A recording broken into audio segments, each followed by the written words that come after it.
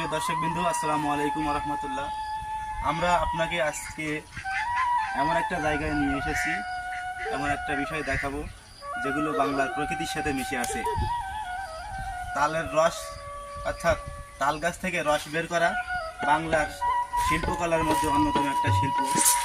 এখান থেকে অরিজিনাল তালের রস এবং গুড় বের করে মিষ্টির চাহিদা মেটানো হয় বাঙালিদের, এবং গ্রামগঞ্জের হাট বাজারে এই সময়টায় বিপুল পরিমাণে এক সময় পাওয়া যেত, কিন্তু এখন দুঃখের বিষয় সেটা বিলুপ্ত হয়ে যাচ্ছে। তো সেইটাকে আবারও বাংলার সংস্কৃতিতে পুনরুজ্জীবিত করার জন্য চেষ্টায় উদীয়মান হয়ে উঠেছে মাদার অনন্তপুর গ্রামের একটা যুবক।